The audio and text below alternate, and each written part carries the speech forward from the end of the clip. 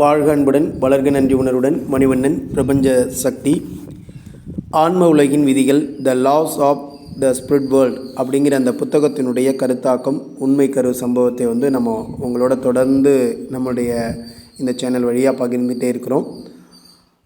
ஒவ்வொரு நாளும் இந்த செய்திகள் உங்களோட பகிரப்படுகிறது. நீங்கள் இந்த பாகத்தை இப்போ தான் பார்க்குறீங்க அப்படின்னா, இந்த ஆன்ம உலகின் விதிகள் அப்படிங்கிற அந்த ப்ளேலிஸ்ட்டில் போனீங்கன்னா உங்களுக்கு இதிலேருந்து முதல் பாகத்திலிருந்து உங்களுக்கு கிடைக்கும். நீங்கள் அதை தொடர்ச்சியாக பாருங்கள். ஒவ்வொரு நாளும் இதை பார்ப்பதற்காக உங்களுடைய வாழ்க்கையில் ஒரு நேரத்தை ஒதுக்குங்க. இதை கேளுங்க. மிகப்பெரிய ஒரு வாழ்க்கையில் மாற்றம், உங்களுடைய மனதில் எண்ணங்கள் எல்லாம் ஒரு மிகப்பெரிய மாற்றத்தை தரக்கூடியதாக இது இருக்கும். நம்மளை வலிமையாக்கிக்கிறதுக்கு இது உதவும். வாங்க இன்றைக்கி நம்மளுடைய இந்த நிகழ்வுக்குள்ளே போகலாம். இன்றைக்கி நிகழ்வில் நம்ம என்னெல்லாம் பார்க்க போகிறோம் அதை பற்றி தான் நான் உங்ககிட்ட பகிர்ந்துக்க போகிறேன். அதாவது நம்மளை படைத்த ஒரு கடவுள் அப்படிங்கிறவர் இருக்கார். நம்மளுக்கு உதவி செய்கிறதுக்காக பேரான்மாக்கள் இருக்கிறாங்க.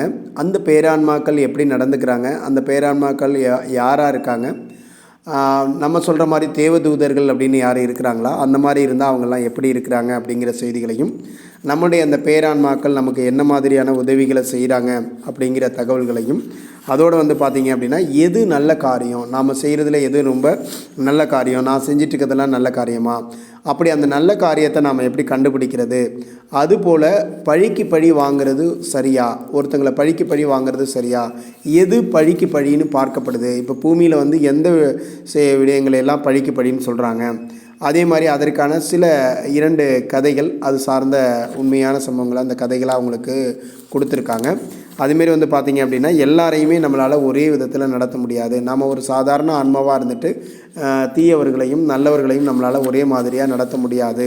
அது எப்படி நடத்துறது, எப்படி நடத்தணும் அப்படின்றத பற்றியும், அதேமாரி உங்களுடைய பிரச்சனைகள் எல்லாத்தையுமே நீங்கள் ஒரு புன்னகையோடு எதிர்கொள்ளணும். ஏன் அப்படின்னா அதுக்கான காரணங்கள், ஏன் அது மாதிரி நீங்கள் எதிர்கொள்ளணும் அப்படிங்கிறதுக்கான காரணங்கள் அதுவும் இங்கே உங்களுக்கு கொடுக்கப்பட்டிருக்கு. அது மாதிரி ஒவ்வொருத்தர்கிட்டையும் நீங்கள் எதிர்மறையான விஷயங்களை ஊக்குவிக்காதீங்க. அது உங்களை இன்னும் மோசமான இடத்துக்கு கொண்டு போகும். நீங்கள் ஒரு எதிர்மறையை ஊக்குவிக்கிற நபராகவோ அல்லது எதிர்மறையை பரப்பக்கூடிய நபராகவோ அல்லது மக்களை வழிநடத்தக்கூடிய நபராகவோ இருந்தீங்க அப்படின்னா அது உங்களுக்கு மிகப்பெரிய பாதகமாக முடியும். அப்படிங்கிற இந்த எல்லா விஷயங்களையும் இன்றைக்கி பதிவில் நாம் பார்க்க போகிறோம். பார்க்கலாமா? ஓகே. இன்றைக்கி பார்த்திங்க அப்படின்னா இந்த பேரான்மாக்கள் அப்படின்னா என்ன, இதை 11/6/1981 எழுதியிருக்கிறாங்க. கடவுள் அப்படிங்கிறவர் ஒருத்தர் தான் இருக்காருங்க. ஆனால் இந்த ஆன்மாவை தூய்மையான, நேர்மையான, அன்பான, புரிதல் கொண்ட, நல்ல அறிவார்ந்த ஆன்மாக்களாக நம்மளை ஆக்கிறதுக்காக அன்பான கடவுளுக்கு ஏராளமான உதவியாளர்கள் இருக்கிறாங்க. இந்த உதவியாளர்கள்லாம் யார் தெரியுமா? எங்களை மாதிரி மனிதர்கள் தான். பூமியில் மக்கள் அனுபவிக்கின்ற அந்த விஷயங்களையும் ஆவி உலகத்தில் நாங்கள் அனுபவிக்கின்ற விஷயங்களையும் இவங்க எல்லாமே சேர்த்து அனுபவிச்சிருக்காங்க. பல 100 முறை இவங்க பிறவி எடுத்திருக்காங்க. பல 100 முறை பிறவி எடுத்து மேலும் கீழும் உயர்ந்து மேலே உயர்றது, அப்புறம் திரும்ப போகிறது, திரும்ப இன்னும் அடுத்த நிலைக்கு போகணுங்கிறதுக்காக பிறவி எடுக்கிறது, அதை விட தாழ்ந்து போகிறது, அப்போ திரும்ப பிறவி எடுத்து உயர்ந்த நிலைக்கு வர்றதுக்கு முயற்சி பண்ணுறது, இப்படி பல பிறவிகள் அவங்க எடுத்திருந்து அவங்க தான் என்ன பண்ணுறாங்க அப்படின்னு கேட்டிங்கன்னா இன்றைக்கி இந்த நிலையை அடைஞ்சிருக்காங்க. அவங்க தான் இந்த உதவியாளர்கள், இந்த பேரான்மாக்கள் என்றும் அவங்கள அழைக்கிறாங்க. இவங்க பார்த்திங்க அப்படின்னா உச்சத்தில், இது எல்லாத்துக்கும் சேர்ந்து உச்சத்தில் இருக்கிறவங்க தான் மகா பேரான்மா அப்படின்னு சொல்லுவாங்க. இந்த உயர்ந்த தலங்களில் இவங்களை நாங்கள் அடிக்கடி பார்க்குறோம். ஆனால் 4க்கு கீழேயோ அதுக்கு கீழேயெல்லாம் இவங்களை அடிக்கடி பார்க்க முடியாது. ஏன்னா அவங்க மற்றவங்களுடைய கண்ணுக்கு தெரிகிறதில்ல. ஏன்னா தெரிஞ்சால் அவங்களால அவங்களுடைய பணியை செய்ய முடியாது அப்படிங்கிறதுக்காக அது மாதிரியான ஒரு சக்தியை பெற்றிருக்கிறாங்க. அப்போ தீய மோசமான ஆன்மாக்களை மேம்படுத்தணும் அப்படிங்கிறதுக்காகவும், எது சரி எது தவறு அப்படிங்கிறதுக்காகவும், தங்களுடைய கர்ம வினைகளை தீர்க்கிறதுக்கு அவங்களுக்கு உதவி செய்கிறதுக்காகவும் அவங்க இந்த மாதிரியான முறைகளை அவங்க கையாளுறாங்க அப்படின்னு சொல்லியிருக்காங்க. அவங்க நம்மக்கிட்ட இருக்கும்போது நாம் ரொம்ப மகிழ்ச்சியாகவும் உற்சாகமாகவும் இருக்கிறோம். எங்களுக்கு ரொம்ப ஏதேனும் உதவி தேவை அப்படின்னா உடனடியாக அவங்க எங்களுக்கு உதவி செய்வாங்க. முதல் தளம் உட்பட எந்த ஒரு தளத்திலிருந்து ஒரு ஆன்மா உதவி கேட்டுச்சுனாலும் அவங்க இந்த பேரான்மாக்கள் ஒரு சில நிமிடங்கள்லேயே அங்கே அந்த உதவியை செய்வாங்க. ஏன் பூமியில் கூட ஒரு ஆன்மா உண்மையான உதவி கேட்டு அழைத்தால், அதாவது நீங்கள் உண்மையான உதவி கேட்டு அழைக்கிறீங்க அப்படின்னா உங்களுக்கும் அந்த உதவி கிடைக்கும், உங்களுக்கும் உடனடியாக அந்த உதவி கிடைக்கும் அப்படின்னு சொல்கிறாங்க. நீங்கள் எந்த இடத்துல இருந்தாலும் சரி, என்ன மாதிரியான நிலையில் இருந்தாலும், உயர்ந்த நிலையில் பூமியில் இருந்தாலும் சரி அல்லது தாழ்வான நிலையில் இருந்தாலும் சரி, அது பற்றியெல்லாம் அவங்க கவலைப்படுறதே இல்லை. உதவின்னு கேட்டு அது உண்மையான உதவியாக கேட்குற பட்சத்தில் அதை அவங்க அதுக்காக உதவி செய்கிறாங்க அப்படின்னு சொல்கிறாங்க. அதுமாரி பார்த்திங்க அப்படின்னா இந்த பூமியில் இருக்க ஆன்மாக்கள் இருக்காங்க இல்லையா, இறைவன்கிட்ட அந்த உதவியை கேட்ட உடனே அவங்க வாழ்க்கையில் சொல்லுவாங்க, நான் வந்து ரொம்ப சங்கடமாக இருந்தேங்க, கஷ்டத்தில் இருந்தேங்க, நல்ல வேலைங்க, திடீர்னு எப்படியோ தெரியல எனக்கு ஒரு அதிர்ஷ்டம் நடந்துச்சு, அதிசயம் நடந்துச்சும்பாங்க. இந்த அதிசயம் அதிர்ஷ்டம் இதெல்லாம் எப்படி நடக்குது அப்படின்னு கேட்டிங்கன்னா, நீங்கள் அது மாதிரி மோசமான சூழலில் இருக்கிறப்ப இறைவன்கிட்ட ஒரு உதவி கேட்டு நீங்கள் மனப்பூர்வமாக ஆத்மார்த்தமாக அதை கேட்டிருப்பீங்க. அப்போ உங்களுக்கு இந்த பேரான்மாக்களுடைய உதவி உங்களுக்கு கிடச்சிருக்கும். அதை தான் நீங்கள் அதிசயம்னு சொல்கிறீங்க. ஏன்னா ஆவி உலகத்தில் இருக்கிற உங்களுடைய அன்புக்குரியவங்க பல முறை உங்களுக்கு உதவி செய்ய முடியும். அவங்க உங்களுக்கு உதவும் செஞ்சுட்டு தான் இருக்கிறாங்க. ஏன்னா அவங்க அன்புக்குரியவர்கள் வந்து உங்கள் மேலே அதிக அக்கறை கொண்டிருக்கிறாங்க அப்படிங்கிறது நீங்கள் உண்மையிலேயே நம்பலாம். பூமியில் வந்து அவங்க வந்து அந்த அன்பு வந்து எப்பயுமே சாகிறது கிடையாது. உண்மையான அன்பு எப்பயுமே சாவது கிடையாது. அதை நல்லா நினைவில் வச்சுக்கோங்க அப்படின்னு சொல்கிறாங்க. பூமியில் நீங்கள் இறந்துட்டதுக்கு பிறகு கூட அந்த அன்பு மட்டும் வாழ்ந்துகிட்டே தான் இருக்கும். அந்த அன்புங்கிறது மரணத்தை விட பெரியது, மரணத்தை விட உறுதியானது அப்படின்னு சொல்கிறாங்க. அன்புங்கிறது ஒரு நிரந்தரமானது. ஒரு ஆன்மா ஒரு உலகத்துலேருந்து இன்னொரு உலகத்துக்கு போகிறது தான் நம்ம மரணம்னு சொல்கிறோம். ஆனால் நீங்கள் பூமியிலேருந்து சொர்க்கத்துக்கும் போகலாம் அல்லது நரகத்துக்கும் போகலாம், அதுதான் மரணம் அப்படின்னு சொல்கிறோம். ஆனால் மரணம் அப்படி ஒரு மிகப்பெரிய விஷயம் அல்ல. அந்த அன்பு தான் அசாதாரணமானது. மிகப்பெரியது, மிகப்பெரிய பலமானது அப்படின்னு நம்ம சொல்லலாம். கடவுளுடைய உதவியாளர்களை பற்றி நீங்கள் தெரிஞ்சுக்கணும், இன்னும் நிறைய தெரிஞ்சுக்கணும் அப்படின்னா நாங்கள் வந்து பேரான்மாக்கள் என்று அவங்களை அழைக்கிறோம். நீங்கள் வந்து அவங்கள வந்து தேவதூதர்கள் அப்படின்னு அழைக்கிறீங்க. சில நேரங்களில் அவங்களுக்கு வந்து இறக்கைகள் இருக்கிறதா நாங்கள் உங்களுக்கு நீங்கள் பார்த்ததா சொல்கிறீங்க. அப்படிலாம் எதுவும் கிடையாது. அவங்க வேகமாக நகர்றதுனால அந்த அங்கிகள் வந்து இறக்கைகள் போல் உங்களுக்கு தெரியலாம். சில நேரங்களில் வந்து பார்த்திங்கன்னா அவங்க மனித வடிவமும் எடுப்பாங்க. அதே போல் தங்களை நம்பாதவங்களை பிரமிக்க வைக்கிறதுக்காக அவங்க சில நேரங்கள் அந்த மாதிரி இறக்கைகளாகவும் உருவாக்கி கொள்ள முடியும் அப்படின்னு சொல்கிறாங்க. அதுமாரி புவியில் இருக்கக்கூடிய ஆன்மாக்கள் இறக்கைகளை பார்த்ததா சொல்கிறாங்க. அவங்க தான் தேவதூதர்கள் அப்படின்னு சொல்கிறாங்க. பேரான்மாக்கள் வந்து ரொம்ப பணிவானவங்க, மற்றவங்க மேலே ரொம்ப கரிசனமும் அன்பும் கொண்டவங்க. அவங்க வந்து பிறரை புரிந்து கொள்கிற தன்மை கொண்டவங்க. சிலருடைய விஷயங்களை வந்து பார்த்திங்க அப்படின்னா அதை உதவி செய்கிறதுக்காக மகா பேரான்மாவிடம் ஒரு கோரிக்கை நம்ம வைக்கிறோன்னு வச்சுக்கோங்களேன். அதை உடனே என்ன பண்ணுறாங்க அப்படின்னா கடவுளின் அனுமதி பெற்று உடனே கடவுள்கிட்டேருந்து சில விதிகளை கூட அவங்க தளர்த்தக்கூடிய சக்தி பொருந்தியவங்களாக இருக்கிறாங்க. அவசரமான சூழலில் இந்த அனுமதி பார்த்திங்கன்னா ஒரு சில நொடிகளே நமக்கு கிடைக்கும். அதுவே இந்த விஷயம் வந்து ரொம்ப அவசரம் இல்லை அப்படின்னா அது கிடைக்கிறதுக்கு ஒரு சில மணி நேரங்களோ அல்லது அதிகபட்சமாக ஒரு நாட்களோ அது வந்து கிடைக்கலாம். எங்களுக்கு இந்த அனுமதி இல்லாத ஒன்றை செய்ய நாங்கள் விரும்பும்போது எங்கள் தளத்தில் இருக்கக்கூடிய தலைவர்கிட்ட நாங்கள் முறையிடுறோம். நாங்கள் கூறுறதை அவர் ரொம்ப கவனமாக கேட்டுட்டு சில கேள்விகள் எங்கள்கிட்ட கேட்பார். நாங்கள் கேட்குறது நியாயம்னு அவருக்கு தோணுச்சு அப்படின்னா உடனே அவர் என்ன பண்ணுவார்னா கடவுள்கிட்ட அனுமதி கேட்டுட்டு அதுக்கான மகாபேரன்மாவிட அவர் கோரிக்கை கொடுப்பார். அப்போ இந்த புவி உலகத்திற்கும் ஆவி உலகத்திற்கும் இடையே இருக்கக்கூடிய வேறுபாடு என்னென்னா இதுதான். நாங்கள் வந்து எங்களுடைய ஆட்சியாளர்களை ரொம்ப பணிவானவர்கள், அக்கறையும் புரிந்துணர்வும் கொண்டவர்களாக இருக்கிறாங்க. அவங்க எப்போதுமே தாராளமாக அவங்கள்ட்ட நாங்கள் பேச முடியும். அன்போட பரிவோட நாங்கள் வந்து அவங்கக்கிட்ட இருக்க முடியும். அவர்களை வந்து நாங்கள் கண்டு ஒருபோதும் நாங்கள் வந்து பயப்படுறதே கிடையாது. ரொம்ப தன்னலமற்றவர்கள் அவர்கள், நாங்களை முழுமையாக நம்புகிறோம் அவங்கள அப்படின்னு சொல்கிறாங்க. அதுமாரி வந்து பார்த்திங்கன்னா தவறுன்னு ஒன்று இருந்துச்சு, நாங்கள் கேட்குறதே தவறு அப்படின்னா எங்ககிட்ட அன்போடும் பரிவோடும் அதை எங்களுக்கு புரிய வைக்க அவங்க முயற்சி பண்ணுவாங்க. அந்த விஷயங்கள் ஏன் தவறானது அப்படின்னு எங்களுக்கு உணர்த்துவாங்க. அப்போ எங்களுடைய கோரிக்கைகள் மரியாதையற்ற விதத்தில் அவர்கள் ஒருபோதும் அவங்க வந்து அதை வந்து நிராகரிக்கிறதுலாம் கிடையாது.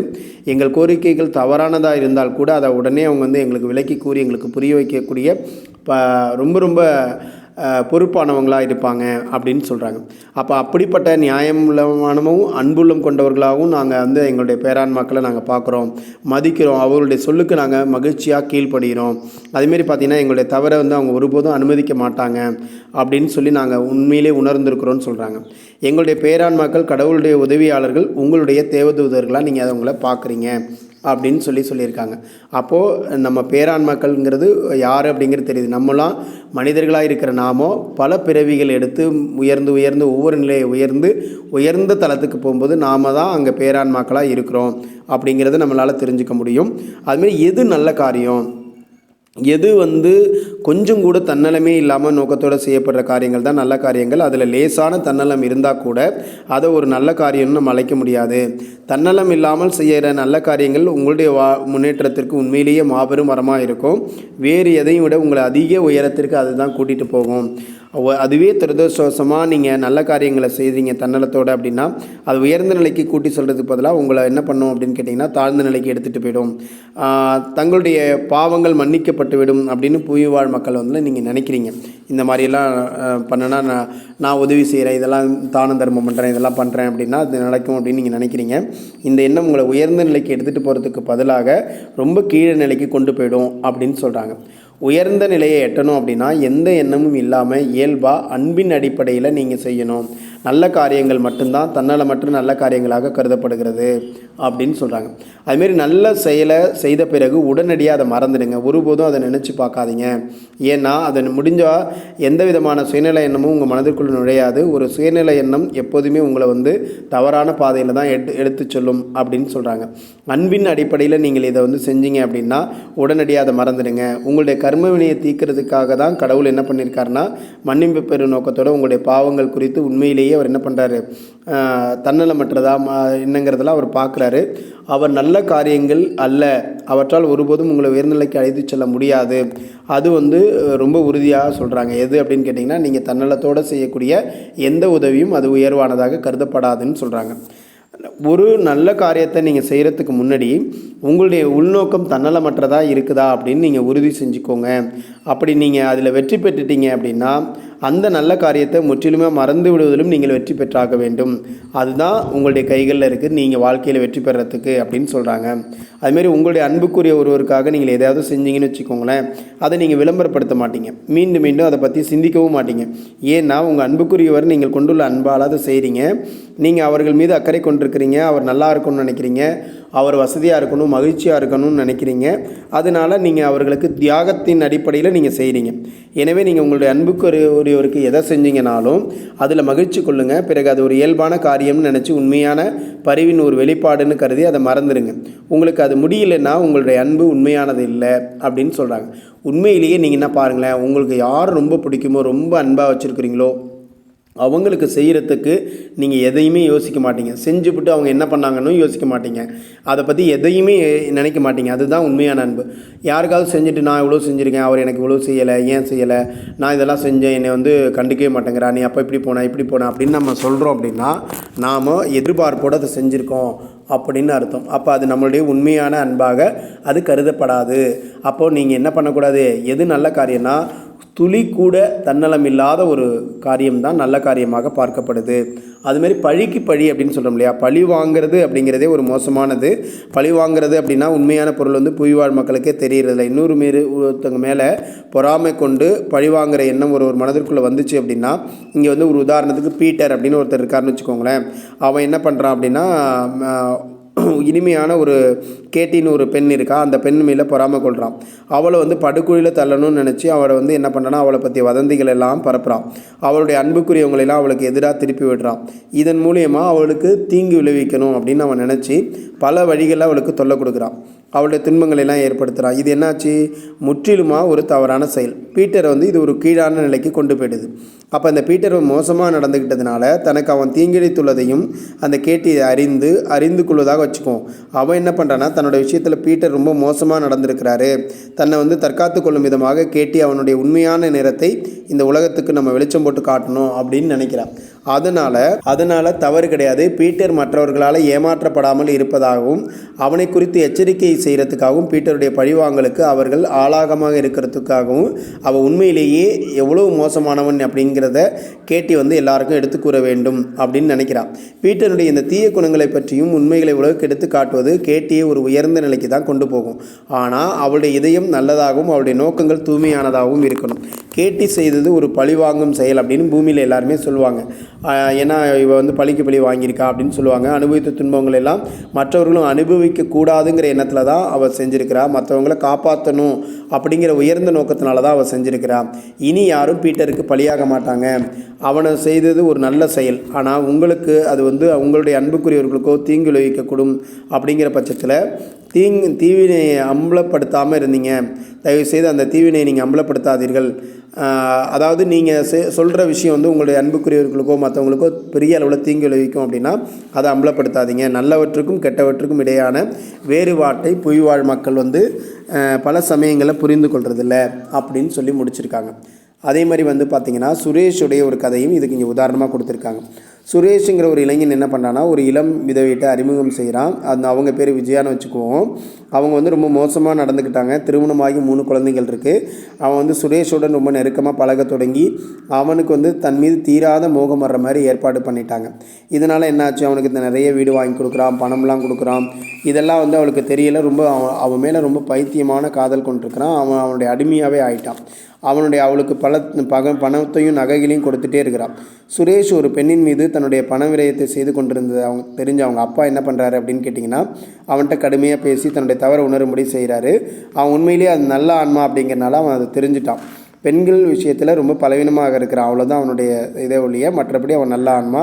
அவன் என்ன பண்ணுறான்னா, தவறை உணர்ந்து விஜயாவுடனே ரகசிய உறவை வந்து அவன் நிறுத்திக்கிட்டான். இப்போ என்ன ஆச்சு அப்படின்னா, அந்த பெண் வந்து சுரேஷை பழி வாங்கணும் அப்படிங்கிறதுக்காக, அவளுக்கு இவனை மாதிரி நிறைய நண்பர்கள் இருக்காங்க, மோசமான ஆட்கள்லாம் அவங்களுடைய தொடர்பில் இருக்காங்க. அதனால் அவன் என்ன பண்ணான்னா, விரைவில் வந்து ஒரு கருவை சுமந்துட்டு அவனுடைய தந்தையினுடைய அந்த வார்த்தையெல்லாம் கேட்டு அவன் சுரேஷ் என்ன பண்ணான் அப்படின்னு கேட்டிங்கன்னா, அவன் தன்னுடைய தவறை உணர்ந்துட்டான்.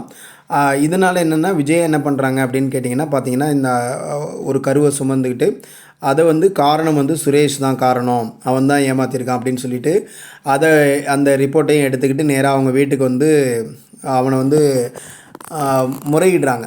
அவன் மேலே தவறு சொல்லி அவனை முறையிடுறாங்க. அப்போ என்னாச்சு அப்படின்னு கேட்டிங்கன்னா, இந்த மாதிரிலாம் செஞ்சோடனே நிரூபித்து அவனோட காகிதம்லாம் போட்ட உடனே சுரேஷோட தாயாருக்கு இதை பற்றி தெரிய ஆரம்பிக்குது. அவங்க இந்த கலக்கத்திலே அவங்க உயிர் இறந்துடுறாங்க. அடுத்ததாக பார்த்தீங்க அப்படின்னா, தன்னுடைய மகனை வந்து பல விஷயங்களை தன்னுடைய மனைவிட்ட வந்து கூறலை. சுரேஷினுடைய மனைவியும் இதை பற்றி தெரிஞ்சிருக்காது. இப்போ இதை தெரிஞ்ச உடனேயே அம்பலமான உடனே என்னாச்சு அப்படின்னு கேட்டிங்கன்னா, அந்த தாயார் இறந்த உடனே அந்த சடங்குகள்லாம் முடிஞ்சு அவங்களும் தன்னுடைய குழந்தைகளை அழைச்சிட்டு அன்றைக்கி இரவே அந்த சுரேஷை விட்டுட்டு அவங்களும் போயிடுறாங்க. அப்போ இப்போ என்னாச்சுன்னா, சுரேஷும் அவங்களுடைய தந்தையும் மட்டும் இங்கே இருக்கிறாங்க. அப்போ இவ்வளோ பெரிய இதை செஞ்ச இவங்களை வந்து நம்ம சும்மா விடக்கூடாது அப்படின்னு சொல்லிட்டு இவங்க 2 பேரும் திட்டமிடுறாங்க. அவளை எப்படியாவது நம்ம பழி வாங்கணும் அப்படின்னு. அவளை வந்து நம்ம இதுமே விட்டோம்னா நிறைய பேரை இதேமாரி பண்ணுவா அப்படின்னு சொல்லி அவங்க திட்டமிடுறாங்க. அப்போ என்னாச்சுன்னா, இந்த மாதிரி செஞ்சுட்டே இருக்கும்போது அவர் முதியவர், இவங்க மேலே அன்புக்குரியவர், ஒரு நல்ல நபர் என்ன பண்ணுறாரு அப்படின்னு கேட்டிங்கன்னா, அவர் அங்கேருந்து வர்றாரு. இவங்களுடைய எண்ணத்தை தெரிஞ்சுக்கிட்டு அவர்கிட்ட சொல்கிறாரு, இந்த மாதிரி வந்து நீங்கள் செய்கிற இந்த விஷயத்தை வந்து நீங்கள் விட்டுருங்க, இது மாதிரிலாம் நீங்கள் பண்ண வேண்டாம் அப்படின்னு சொல்கிறார். அவர் என்ன சொல்கிறாருன்னா, நீங்கள் எவ்வளோ பிரச்சனைகளை அனுபவிச்சிருக்கிறீங்க, என்னென்னலாம் துன்பங்களை அடைஞ்சிங்க அப்படிங்கிறது எனக்கு நல்லா புரியுது. நான் முதியவன் தான், நான் சொல்கிறத கொஞ்சோன்னு நீங்கள் கேளுங்க, உங்களுடைய ஆன்மாக்களை நீங்கள் காப்பாற்றிக்கோங்க, அது வந்து உங்கள் கையில் இருக்கு. ஏன் அப்படின்னா, முழுக்க இந்த மாதிரி நீங்கள் எடுக்கிற முடிவுகள்னால நீங்கள் வந்து இன்னும் மோசமான நிலைக்கு போகிறதுக்கு வாய்ப்பு இருக்குது. நீங்கள் வந்து கடவுளுக்கு எதிராக செயல்படுறீங்க. அப்போ வந்து நீங்கள் என்ன பண்ணுங்கன்னா, உங்களுடைய தீய எண்ணங்களை தூக்கி எறிஞ்சிட்டு அந்த பெண்ணுக்கு விளைவிக்கக்கூடிய தீங்கை விட்டுட்டு நீங்கள் என்ன பண்ணுங்கன்னா, அது வந்து அதை விட உங்களுக்கு அதிக தீங்கு தந்துடும். நீங்கள் 2 பேரும் தாழ்ந்த நிலைக்கு போயிடுவீங்க. அதனால் நீங்கள் இந்த ஒரு முடிவை விட்டுட்டு உங்களுடைய அன்பு தாயாரை உங்களால் பார்க்க முடியாமல் போயிடும். எனவே இந்த கொடிய சிந்தனையத்தோடு விட்டுட்டு நீங்கள் என்ன பண்ணுங்கன்னா, அதுக்கு பதிலாக கடவுளுக்கு மகிழ்ச்சி தர்ற மாதிரி வேறு ஏதாவது செய்யுங்க. அந்த பெண்ணுக்கு பணம் கொடுக்க மறுத்துடலாம். அந்த பெண்ணு தீய பெண்ணுன்னு எல்லார்ட்டையும் நீங்கள் சொல்லி அந்த உண்மையை புரிய வைக்க முயற்சி பண்ணுங்கள். இதை எல்லாமே அவளுடைய சிறுமைத்தனமான செயல்களையும் அதை அந்த உலகத்துக்கு வெளிச்சம் போட்டு காட்டுங்க. இது வந்து இன்னும் கடவுளுக்கு மகிழ்ச்சியை ஏற்படுத்தக்கூடியதாக இருக்கும், மகிழ்ச்சியை தரக்கூடியதாக இருக்கும் அப்படின்னு சொல்கிறாங்க. அப்போ இதன் மூலம் அவங்க என்ன பண்ணாங்கன்னா, சுரேஷும் அவருடைய தந்தையும் அந்த பணியை செய்கிறதுக்கு முடிவெடுத்து அதையே நல்ல வழியை பின்பற்ற ஆரம்பிச்சிடுறாங்க. அதே மாதிரி எல்லாரையும் ஒரே விதத்தில் உங்களால் நடத்த முடியாது அப்படின்னு இது வந்து 14/6/1981 இதை எழுதியிருக்காங்க. யாராவது தவறு செய்கிறாங்கன்னு வச்சுக்கோங்களேன், ஒரு நல்ல ஆன்மா பார்த்தா அந்த கணமே அந்த நபர்கிட்ட வந்து அதை பற்றி சொல்லுவார், எங்கே தவறு இருக்கிறார் அப்படின்னு சொல்லி அதை அழகாக எடுத்து சொல்லுவார். இதன் மூலிமா அந்த ஆன்மா வந்து பெருமகிழ்ச்சி அடைஞ்சு அவங்க மோசமான ஒரு ஆன்மாவுக்கு உதவுறது அவங்களுக்கு ஒரு நோக்கமாக இருந்துச்சு. அப்போ இது வந்து ஆன்மாக்கள் மற்றவர்களுடைய தவறுகளை சுட்டி காட்டுவாங்க, அதை அவர் பெருமிதம் கொள்வாங்க. இதை வந்து அதோட மகிழ்ச்சியாக போய்ட்டு அதோட மறந்துடுவார். ஆனால் இதுவே மோசமான ஆன்மாக்கள் இருக்காங்கன்னு வச்சுக்கோங்களேன், அவங்க என்ன பண்ணுவாங்கன்னா, இந்த மாதிரி தவறு செய்கிறவங்களை சுட்டி காட்டி அவங்களுக்கு உதவி செய்வாங்க. ஆனால் அதுக்கு பிறகு அவங்க என்ன பண்ணுவாங்கன்னா, அதையே கேலி செய்வாங்க. அவங்கள அதையே கேலி செஞ்சுட்டு அதே மாதிரி நல்ல ஆன்மா தான் ஒருவரை மேம்படுத்தியிருக்கிறோம் அப்படிங்கிற மாதிரி அவங்கள வந்து பல இடத்தையும் தூத்துவாங்க. இந்த மாதிரி இது பண்ணுவாங்க. இதுவும் வந்து அவங்களுக்கு ஒரு தீங்கு விளைவிக்கிறது தான். ஆனால் இதுவே நல்ல ஆன்மா உதவி செஞ்சது என்ன பண்ணுவாங்கன்னா அதை மறந்துட்டு அவங்க பாட்டுக்கு நல்லவங்க ஒருத்தங்களை நல்லவங்களாக மாற்றிருக்கிறோம் அவ்வளோதான், அந்த மகிழ்ச்சியோடு அவங்க போயிடுவாங்க. அப்போ நீங்கள் உயர்ந்த நிலையில் இருந்தீங்கன்னா உங்களுடைய ஆழ்மனம் உங்களை வழி நடத்தும். நீங்கள் ஒரு தாழ்வான நிலையில் இருந்தீங்கன்னா சரியான தீர்மானங்களை நீங்கள் எடுக்கிறது உங்களுக்கு ரொம்ப கடினமாக இருக்கும். அப்போ நல்ல காரியங்களை நீங்கள் எடுத்துக்கிட்டிங்கன்னா ஒரு நல்ல ஆன்மாவுக்கு செய்யப்படுகின்ற ஒரு நல்ல காரியம் அந்த ஆன்மா மேம்படுறதுக்கு உதவுது. அதே நல்ல காரியம் ஒரு மோசமான ஆன்மாவுக்கு செஞ்சீங்க அப்படின்னா அது நேர்மாறான விளைவை உங்களுக்கு கொடுக்கும். அதாவது தனக்கு செய்கிற ஒரு நல்ல காரியத்தை அந்த மோசமான ஆன்மா என்ன பண்ணுன்னா பலவீனத்துடைய அடையாளமாக பார்க்கும். இப்போ ஒரு உதாரணத்துக்கு ராகவன் ஒருத்தர் உங்கள் வீட்டுக்கு வராருன்னு வச்சுக்கோங்களேன். அவர் என்ன பண்ணுறாருன்னா சாப்பிட்றதுக்கு ஏதாவது எடுத்துகிட்டு வாங்க குடிக்கிறதுன்னு கேட்குறாரு. நீங்கள் உள்ளே போகிற சமயத்தில் அங்கே பணம் இருக்குது, அதை பார்த்துட்டு அதை எடுத்துடுறாரு. இதை நீங்கள் அடுத்த டைம் நீங்கள் பார்த்துடுறீங்க. உடனே இன்னும் கொஞ்சம் கூடுதலாக பணத்தை கொடுத்து நீங்கள் ஏன் இப்படி என்கிட்ட கேட்டிருந்தால் நானே கொடுத்துருப்பேனே அப்படின்னு சொன்னோன்னே அவர் என்னை மன்னிச்சிடுங்கன்னு மனப்பூர்வமாக திருந்தி அவர் என்ன பண்ணுறாரு அப்படின்னா அதுக்கு பிறகு ஒரு நல்ல வழியில் நடக்கிறாரு. இது நல்ல விஷயந்தான். ஆனால் அதே நேரத்தில் நீங்கள் ஒருத்தரை வர்றாரு, அவன் மோசமான ஆளாக இருக்கான். அப்போ அவன் என்ன பண்ணுறான் அப்படின்னு கேட்டிங்கன்னா நீங்கள் அவனுக்கு இதே மாதிரியே செய்கிறீங்க அப்படின்னா அவன் என்ன பண்ணுவான், உங்களை பார்த்து சிரிச்சுட்டு இன்னும் நிறைய பேரை இதே மாதிரி ஏமாத்துறதுக்கு தான் அவன் முயற்சி பண்ணுவான். அப்போ இது என்ன ஆகும்னா உங்களை இன்னும் தாழ்வான நிலைக்கு கொண்டு போயிடும். அப்போ மன்னித்தல் அப்படிங்கிறது இது என்ன ஆகும் அப்படின்னா எல்லாருக்கும் அது பொருந்தாது. நீங்கள் ஒரு சில நல்ல ஆன்மாவை மன்னித்தா நீங்கள் மேம்படுவதற்கு தன்னால் இயன்ற அளவு சிறப்பாக முயற்சி செய்யுங்க. அதே நேரத்தில் தவறு இழைத்திருக்கிறார் என்பதை நீங்கள் அவங்களுக்கு உணர்த்தணும். அப்படி நீங்கள் மோசமான ஆன்மாவை மன்னித்து விட்டு அவர் எங்கே தவறு இருக்கிறாருன்னு சொல்லாமல் விட்டுட்டீங்க அப்படின்னா உங்களை பார்த்து அவர் சிரிப்பார், உங்களை முட்டாள்னு அவர் நினைப்பார், தொடர்ந்து தீய செயல்களை செய்வார். அப்போ நீங்கள் அவர் தீய செயல் செய்கிறதுக்கு உதவி செஞ்சதுனால நீங்களும் தாழ்ந்து போவீங்க, உங்களுடைய தளமும் தாழ்ந்து போகும் அப்படின்னு சொல்கிறாங்க. அப்போ அதே மாதிரியாக பார்த்தீங்க அப்படின்னா உங்களுடைய பிரச்சனையை ஒரு துணிச்சலோட புன்னகையோடு இப்போதே எதிர்கொள்ளுங்க அப்படின்னு சொல்கிற இந்த ஒரு விஷயத்தோடு நாம் இன்றைக்கி பகுதி முடிக்கலாங்க. உங்களுடைய உலகத்தில் இருக்கிற அனைத்து வசதிகளும் மகிழ்ச்சிகளையும் அடைகிறது ஒருபோதும் சாத்தியமில்லை. எல்லாருக்கும் பிரச்சனைகள், சிரமங்கள், துயரங்கள், நோய்கள் எல்லாமே இருக்க தான் செய்யும். அது இல்லாமல் யாருமே இங்கே பூமியில் வாழ முடியாது. அப்படி எதிர்கொள்கிறப்ப நீங்கள் என்ன பண்ணணும்னா துணிச்சலோடும் புன்னகையோடும் நீங்கள் அதை எதிர்கொள்ளணும். அதுலேருந்து ஒருபோதும் நீங்கள் விலகி ஓட முயற்சிக்கக்கூடாது. மேலும் மேலும் பிரச்சனைகள் எப்பயுமே வந்துகிட்டே தான் இருக்கும். நீங்கள் அப்படி செஞ்சீங்க அப்படின்னா அதை எதிர்கொள்கிறது உங்களுக்கு ஒரு சிறப்பானதாக அமையும். ஒரு நல்ல ஆன்மாவாக இருந்தால், ஒரு நல்ல ஆன்மாவாக இருக்க உண்மையிலேயே நீங்கள் விரும்பினா கடவுள் உங்களோட எப்போயுமே இருப்பார். நீங்கள் நல்ல ஆன்மான்னு வச்சுக்கோங்களேன், கடவுள் மீது நம்பிக்கை வைத்து நீங்கள் அவரை பிரார்த்தனை செஞ்சீங்க அப்படின்னா உங்களுக்காக ஓடி வருவார், உங்களுக்காக உதவி செய்கிறதுக்காக ஓடோடி வருவார் அப்படின்னு சொல்கிறாங்க. உங்களுடைய பிரார்த்தனைகள் அவர்களுக்கு கேட்டு உங்களுக்காக நல்லது செய்வாங்க அப்படின்னு சொல்கிறாங்க. சரிங்களா? அப்போது நாம் என்ன பண்ணணும், எந்த ஒரு பிரச்சனையை கண்டும் நம்ம மனசு கஷ்டப்படக்கூடாது, மகிழ்ச்சியாக சந்தோஷமாக நீங்கள் அதை செய்யுங்க அப்படின்னு சொல்கிறாங்க. அதே மாதிரி பார்த்திங்கன்னா எப்பயுமே பிறர்கிட்ட நீங்கள் எதிர்மறை தன்மையை ஊக்குவிக்காதீங்க. நீங்கள் தீயவற்றை எதிர்த்து போராட துணிச்சல் இல்லை அப்படின்னா தீயவற்றையும் மோசமான மக்களையும் தவிர்த்து விடுறது நல்லது. அவங்கக்கிட்ட எப்பயுமே விலகிடுங்க. அவங்கள தாக்கம் உங்களுக்கு இருக்கக்கூடாது, அது உங்களுக்கு தீங்கு விளைவிக்கும். அதே நேரத்தில் மோசமான மக்கள் எங்களை சுற்றி எல்லா இடங்களையும் இருக்கும்போது நீங்கள் தீவினை எப்படி எங்களால் தவிர்க்க முடியும் அப்படின்னு நீங்கள் கேட்கலாம். அப்படி ஏராளமான இருந்தாங்கன்னா எங்களுக்கு நீங்கள் அவங்களோட பேசலாம், அவங்கள்ட்ட அண்டை வீட்டில் இருக்கலாம், அல்லது அவங்களோட நட்பு மட்டும் தொடர்ந்து ரொம்ப நெருக்கமாக இருக்காதீங்க. ஒரு சிறு உரையாடல், ஒரு நல்ல ஒரு தலையசைப்பு, ஒரு புன்னகை அதோடு போயிடுங்க. ஏன்னா நீங்கள் உங்களால் அதை ஒரு எப்பயுமே ஒரு பாசாங்கு செய்கிற மாதிரி இருக்காதீங்க. தேவையில்றப்ப அவங்களுக்கு உதவி செய்கிறது, அவங்களுடைய தீய விஷயங்களை ஒருபோதும் ஊக்கப்படுத்தாதீங்க. அவங்க செய்கிறதுக்கு அவங்கள்ட்ட ரொம்ப நட்பாக இல்லைனாலும் கொஞ்சம் விலகியே இருங்க அப்படின்னு சொல்கிறாங்க. ஒரு குறிப்பிட்ட தூரத்திலே வச்சுக்கோங்க அவங்கள அப்படின்னு சொல்கிறாங்க. ஏன் அப்படின்னா மோசமான மக்களை ஒரு சாதாரண நல்ல ஆன்மாவில் மேம்படுத்த முடியாது. அப்படி மேம்படுத்த போனீங்கன்னா நீங்களே அதுக்கு மாறிடுவீங்க, நீங்களே உங்களை மாற்றிடுவாங்க அவங்க அப்படின்னு சொல்கிறாங்க. அதனால் தீய ஆன்மாக்களை கையாளுறப்ப தவறான வழிகளுக்கு நம்ம போகாமல் இருக்கவும் நம்மளை மேம்படுத்துறதுக்காக நீங்கள் என்ன பண்ணணும்னா அவங்கள்ட்டேருந்து விலகிடுங்கன்னு சொல்கிறாங்க. நல்ல ஆன்மாக்கள் ஒரு சிலர் இருக்காங்க, ரொம்ப வலிமையான நல்ல ஆன்மாக்கள். அவங்க என்ன பண்ணுவாங்க அப்படின்னு கேட்டிங்கன்னா இந்த தீய ஆன்மாக்களை மேம்படுத்துறதுக்கு அவங்களே முயற்சி பண்ணுவாங்க. அவங்களுக்கே அது கடினமாக கூட இருக்கலாம். அவங்களே பேரான்மாக்களுடைய உதவியை கேட்கக்கூடிய இடத்துல கூட இருப்பாங்க. அதனால் தீயவர்கள்ட்டேருந்து கொஞ்சம் நீங்கள் விலகிடுங்க அப்படின்னு சொல்கிறாங்க. எப்பயுமே அவங்களுக்கு தீயது செய்கிறதுக்கு நீங்கள் ஊக்கப்படுத்தாதீங்க அப்படின்னு சொல்கிறாங்க. சரிங்களா? இன்றைக்கி நம்ம பேரான்மாக்களை பற்றியும் நிறைய விஷயங்களை தெரிஞ்சிருக்கிறோம். நீங்கள் உங்களுடைய வாழ்க்கையில் எப்பயுமே தன்னலம் இல்லாமல் உதவி செய்ய தயாராக இருங்க. எல்லாரையும் ஒரே மாதிரியாக நம்மளால் நடத்த முடியாது அப்படிங்கிறத உணர்ந்து அதுக்கு தகுந்த மாதிரி நீங்கள் நடந்துக்கோங்க. அதேமாரி பார்த்திங்கன்னா எதிர்மறையான நபர்களை நீங்கள் ஊக்கப்படுத்தாதீங்க, எதிர்மறையை பரப்பாதீங்க, எங்கேயுமே எதிர்மறையும் பரப்பாதீங்க. முடிஞ்ச வரைக்கும் நல்லதை செய்யக்கூடிய நபராக இருங்க. இதன் மூலம் நம்மளுடைய வாழ்க்கை இன்னும் மகிழ்ச்சியாக சந்தோஷமாக இருக்கும். கடவுள் எப்பயுமே நீங்கள் பிரார்த்தனை பண்ணிங்கன்னா உங்களுக்காக உதவி செய்கிறதுக்கு ஒரு ஆன்மா கண்டிப்பாக வருவாங்க. அதையும் உணர்ந்து நம்பிக்கையோடு செயல்படுங்க. நன்றி.